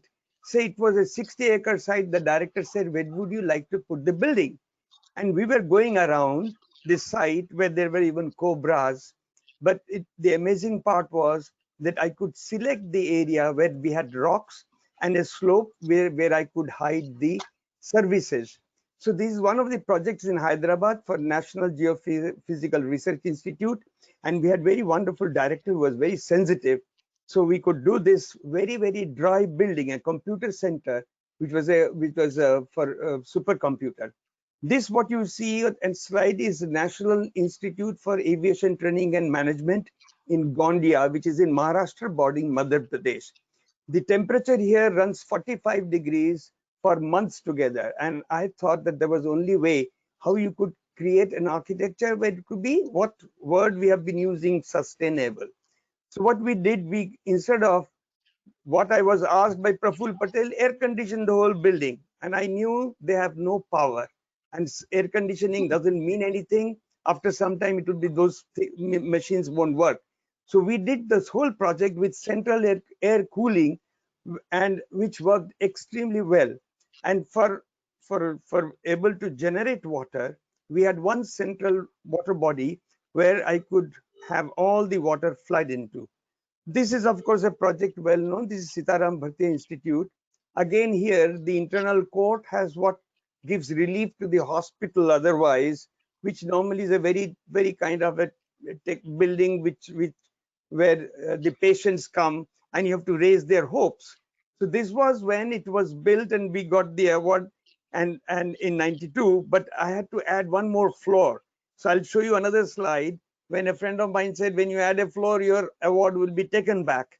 So we had to ensure that how we could make 3 floors without ruining or losing the scale. In this, we have already added a floor which you can't see. Another thing which we made sure here, you can see a floor has been added. We made sure that there was no canopy in this building. A hospital with a canopy would make, things like an emergency. Anyway, now this is another situation where you can see a landscape which is kind of rough and wild, but it somehow integrates with the character of the building. When I saw your subject where you say how a landscape could be integrated, one feels as if landscape is something else. But I think moment you create a building and you try to site it on a site, landscape has already begun. I think Sunita was talking about McHugh's, man and environment. Yes, that was Sujata. I'm sorry, Sujata. So, well, this is a project which was landscaped by Muhammad Shahir, and a very small house that we did in Rajokri with barely 1,500 square feet of footprint. But Muhammad Shahir was very sensitive, and there are things here which young landscape architects could learn.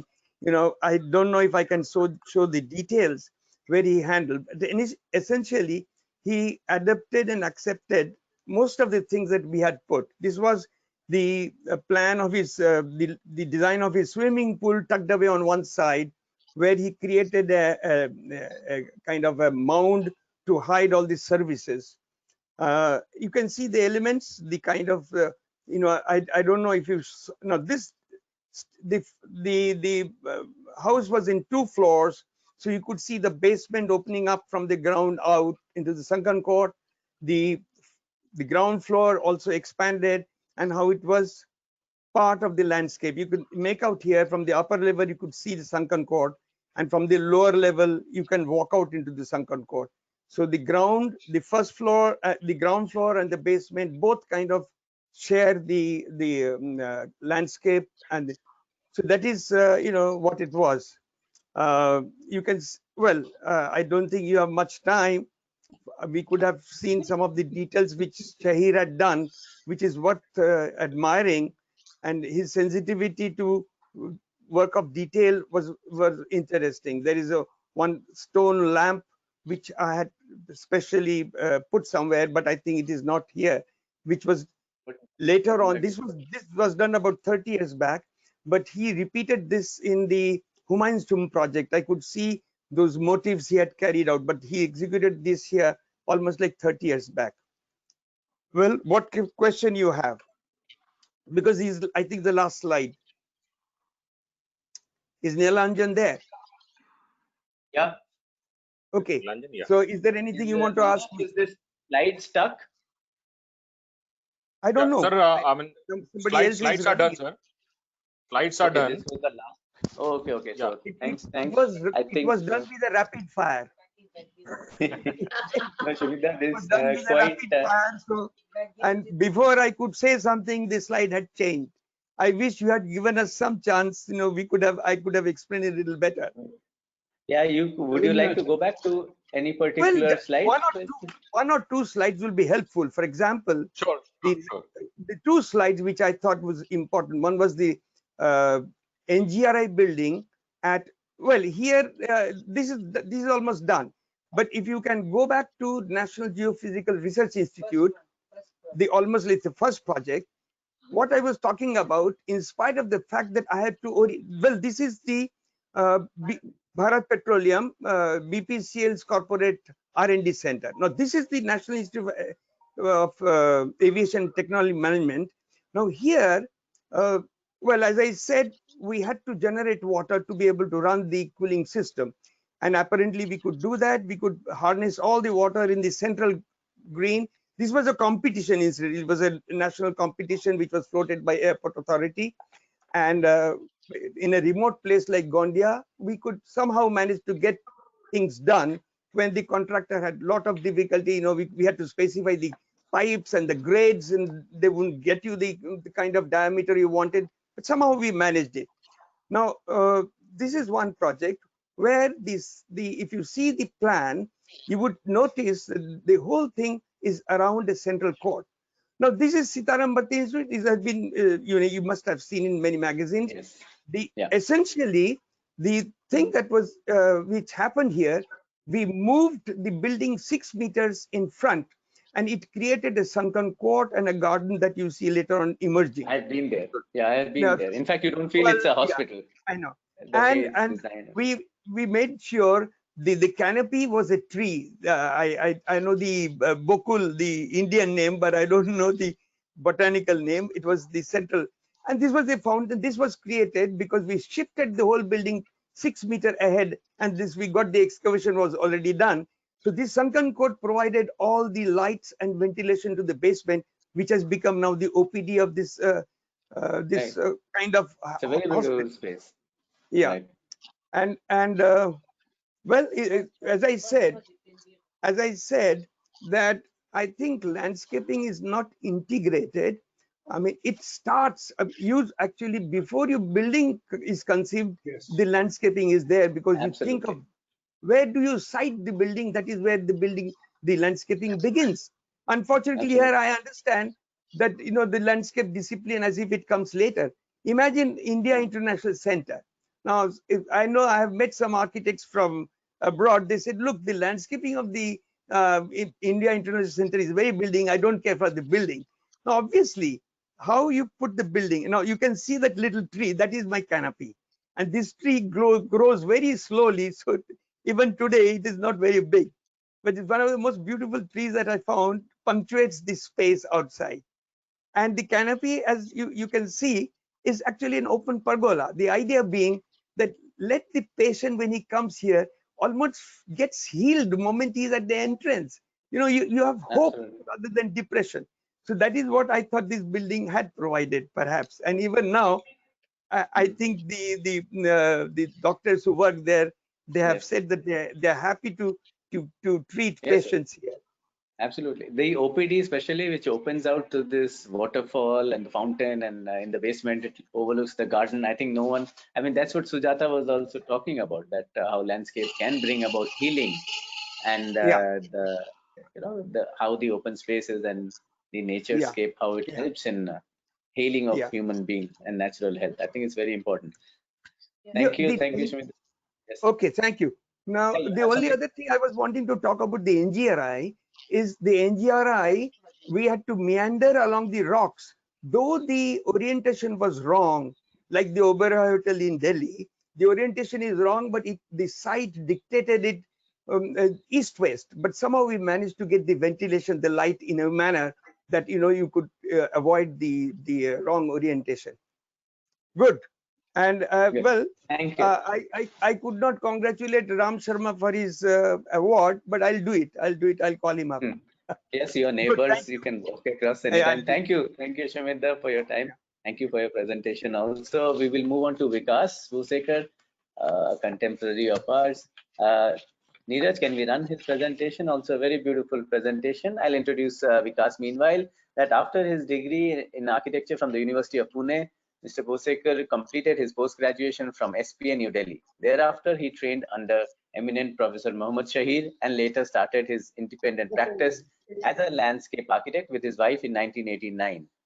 They have worked on very large and prestigious projects such as the Aqua Park at Borivali, first of its kind in and around Mumbai, the New Era School in Panchgani, Harmony Sacred Township in Pune, and he has won the ISA Award 98, the Spicer Just India when Factory at everything went Saputara. fun.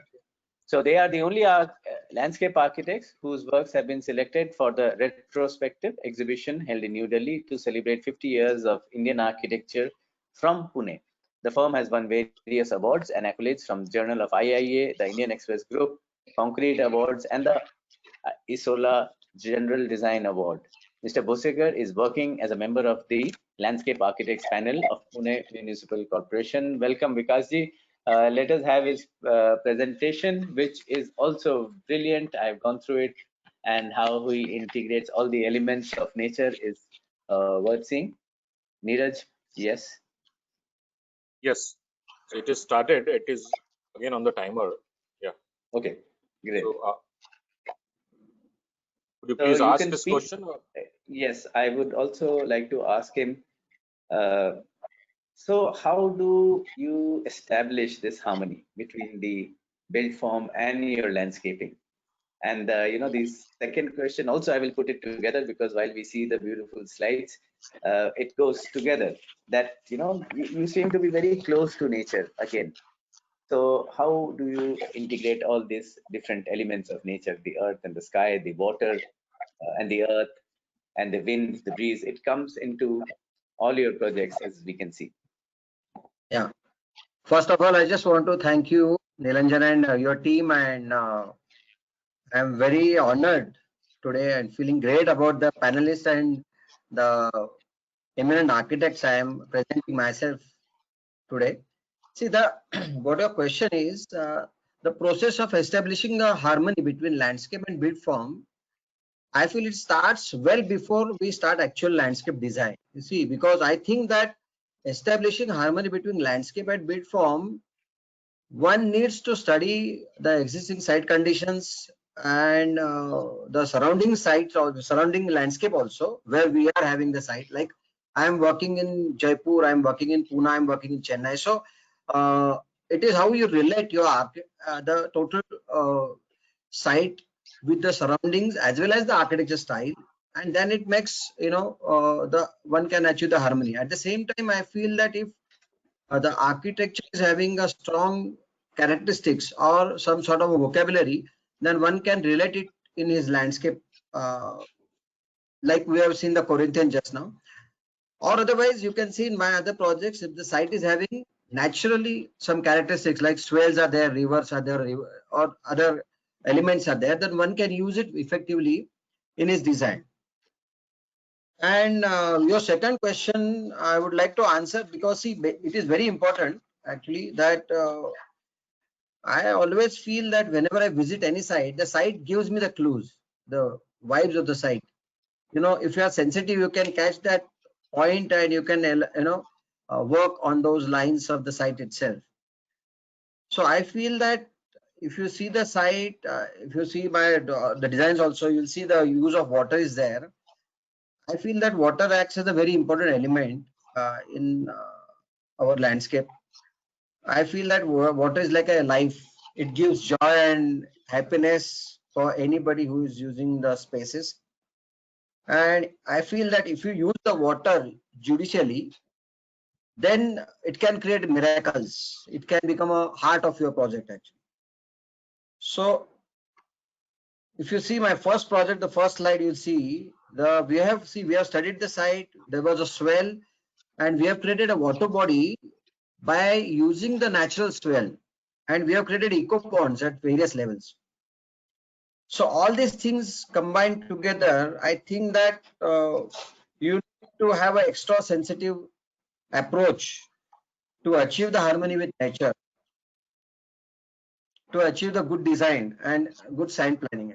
So these are my slides, which are, you know, giving you the It feedback. illustrates your answer very well. Yes. Yeah. So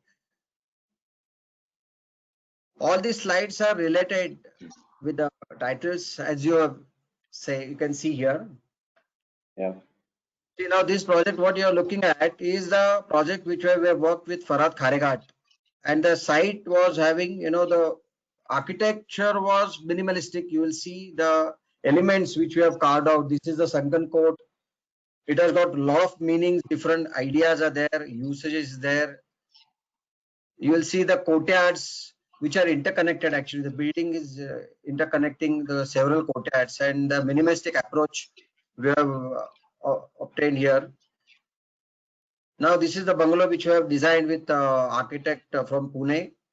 You'll see it is very big challenge to work with different architects on different themes, and you know, you'll see the courtyard, the water is running through the courtyard into the landscape. So we have tried to create a dialogue between outdoor and indoor spaces. You'll see this dialogue.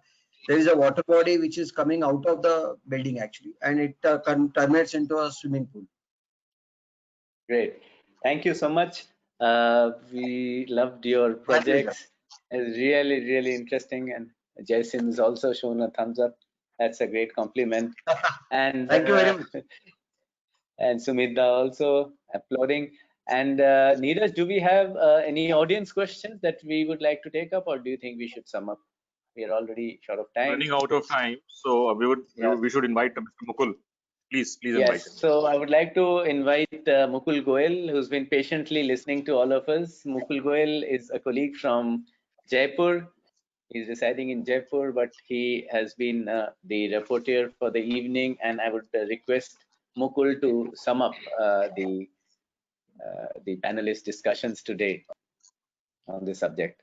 Thank you, Nilanjan. And I'll just take a minute in talking about what we've heard. I will not be actually repeating anything because all of us has already understood what has been spoken. And of course, this subject is very close to me because I'm also involved in landscape in a great way.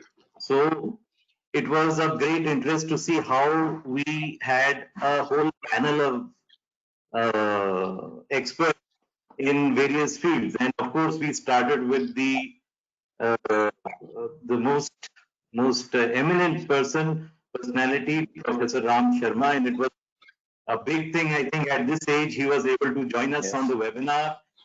We must give him that credit. And he was very candid in talking about the works that he did and what kind of problems or what kind of challenges he oversaw. And of course, little anecdotes about Raj Vivagji.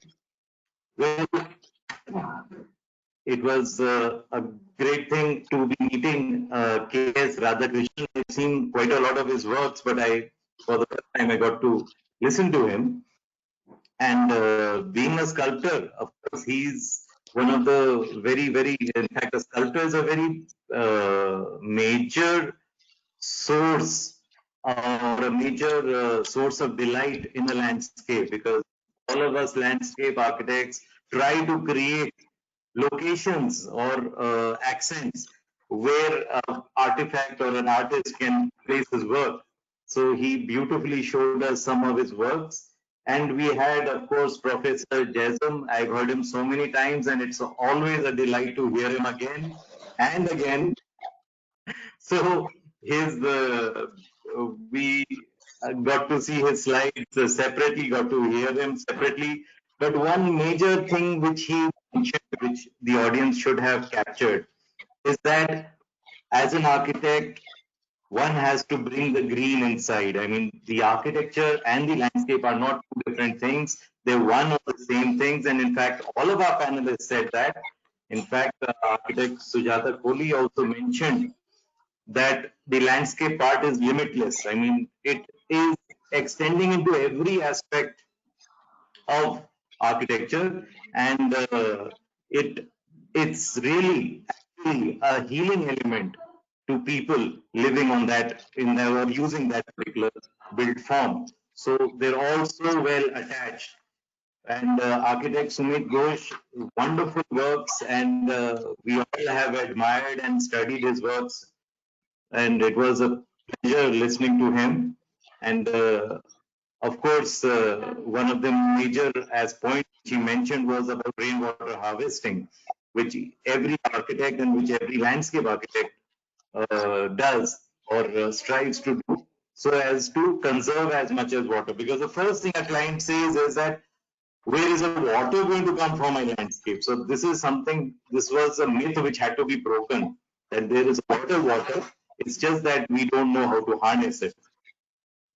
Architect Vikas showed us some very good projects, and it was a rapid fire session, so it was difficult for me to pen down something, and I was so interested, so engrossed in looking at his works. So there were some beautiful courtyards which he showed, and of course, minimalistic architecture approach in his work can be seen.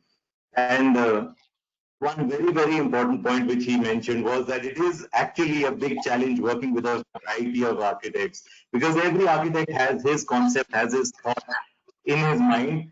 But yes, one thing is very clear and something which is very common amongst all the architects, that all of them start with landscape. They say, okay, when we went to the site, we saw these features, and it is around these features that we built our building. So please, if you could take care of those features.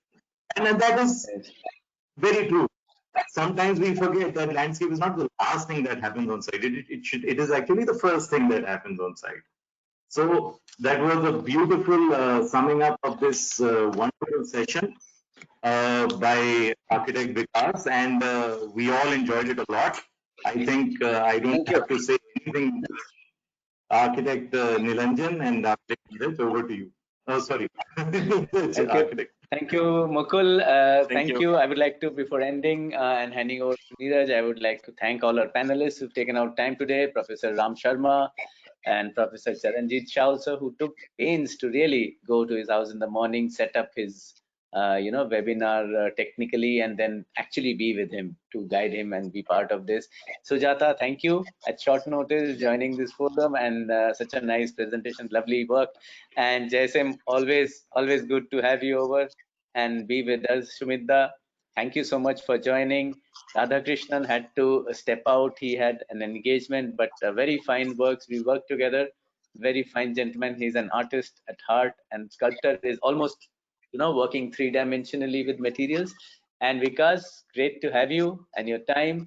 And I'd like to thank the audience for patiently being with us for about 2 hours, but I think every minute has been worth it. And thank you so much for joining in. Over to Neeraj for the announcement of future Thank you events. so much. Thank you so much. Thank you so much, all the eminent speakers. This was really a honor to us that we got to know what you have done in last 30, 40 years or 50 years of your work experience. 60 years sometimes. Yeah, 60 years. So definitely it was a very difficult task to sum up all the work in just 10 minutes or so. So it needs a day, or it needs month to listen to you. So we will definitely come again to you, and we'll have a specific sessions with you to understand your work. Really appreciate. I've seen many presentations from many architects, but the designs, the photographs I have seen today was really amazing. I mean, it was wonderful.